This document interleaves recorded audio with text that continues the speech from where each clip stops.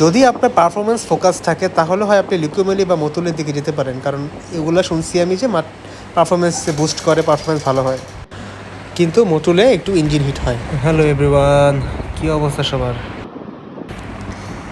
আশা করি সবাই ভালো আছেন, সুস্থ আছেন। অনেক দিন পর, মাঝখানে অনেক দিন ভিডিও বা কোনো ফুটেজ শর্ট বা কিছুই হয় নাই।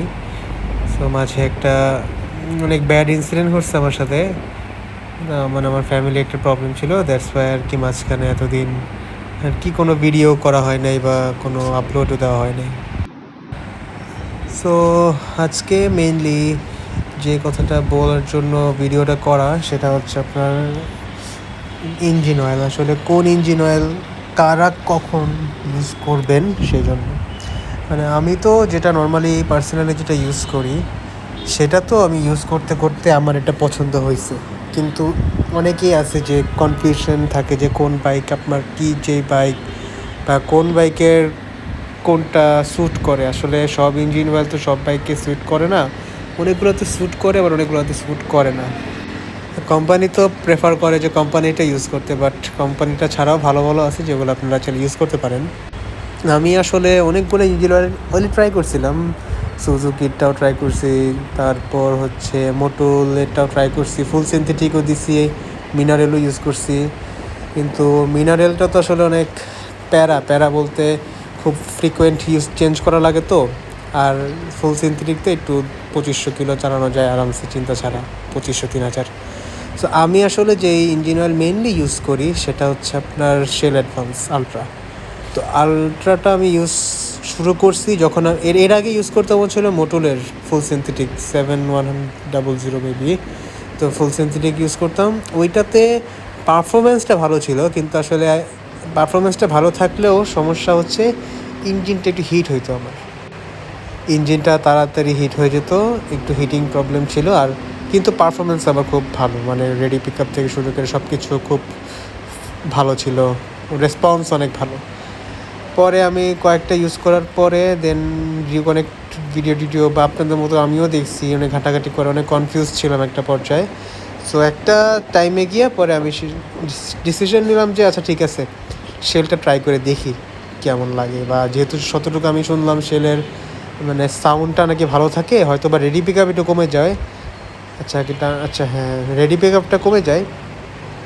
সো রেডি পিক আপটা কমে যায় কিন্তু ইঞ্জিনটা স্টেবল থাকে, সাউন্ডটা ভালো থাকে, নয়েজ কম করে না, মোটামুটি একটা স্টেবল পারফরমেন্স দেয়। আসলে আমি তো ওরকম টানাটানি করি না, সো আমার একটা স্টেবল পারফরমেন্স থাকাই আসলে হইলে ভালো হয়।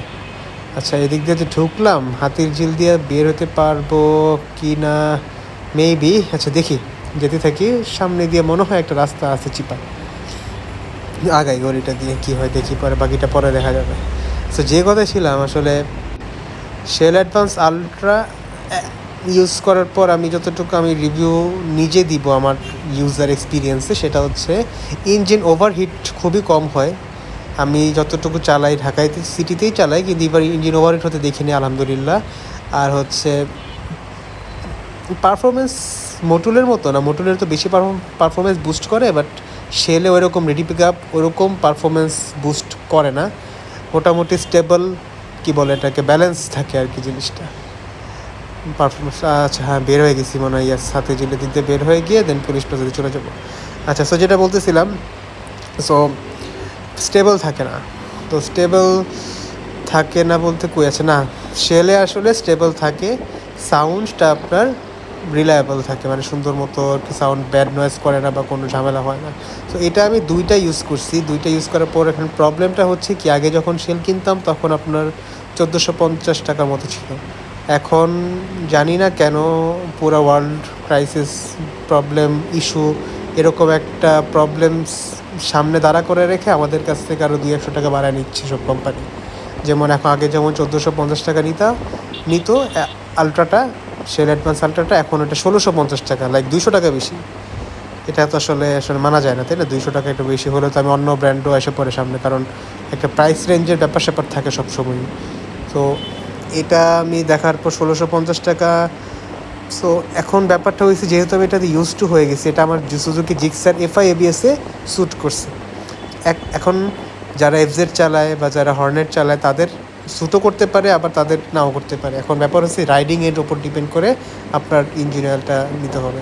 অ্যান্ড লিকুমলি আছে একটা, লিকুমলি ওইটাও খুব ভালো যতটুকু আমি শুনছি। আমার ইচ্ছা ছিল ইউজ করার, কিন্তু আমি আসলে শেলের সাথেই স্টিক ছিলাম। শেলটাই মানে যেহেতু একবার রিভিউ পাইছিলাম ভালো, তাই আসলে এটা ইউজ করতেছিলাম। আসলে এখন যারা বেশি কনফিউজড থাকেন তাদের আসলে একটা রেকমেন্ড করবো আমি এটাই, যে যদি আপনার পারফরমেন্স ফোকাস থাকে তাহলে হয় আপনি লিকুমেলি বা মতুলের দিকে যেতে পারেন, কারণ এগুলো শুনছি আমি যে পারফরমেন্স বুস্ট করে, পারফরমেন্স ভালো হয়। কিন্তু মতুলে একটু ইঞ্জিন হিট হয়। রাস্তাটা সুন্দর লাগতেছে, যাই হোক।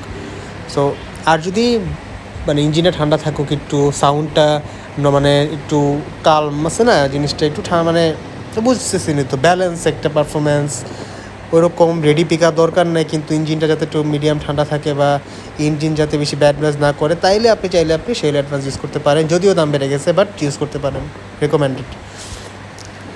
এছাড়াও আরও কয়েকটা আছে মনে হয় র্যাবনল, বা আমি এগুলো ইউজ করি নাই তো, আর খুব কম মানুষই ইউজ করে, তাই এগুলো নিয়ে কিছু বলতেছি না। আর এই জন্যই আসলে ভিডিওটা করা। অনেকেই আমার মতো কনফিউশন আসেন আসলে কখন কোনটা ইউজ করবেন না করবেন। আমার মনে হয় ভাই, আপনি যদি ব্রেকিং পিরিয়ড শেষ হয়ে যায়, 8-9 হাজার কিলো চালাই বলছেন, ফুল সিনথেটিকে সুইচ করে ফেলেন, মিনারেল দিয়ে নিই না, দরকার নেই মিনারেল ইউজ করা। সো এটাই থাকবে রিকমেন্ডেশন। যদি কারোর কোনো সাজেশন থাকে বা যদি কোনো জানার কোনো কোয়েরি থাকে, আপনারা কমেন্টে করতে পারেন অথবা ইনবক্সও করতে পারেন। সো আবার দেখা হবে কোনো নেক্সট ভিডিওতে। সবাই সুস্থ থাকেন, ভালো থাকেন, আল্লাহ হাফেজ।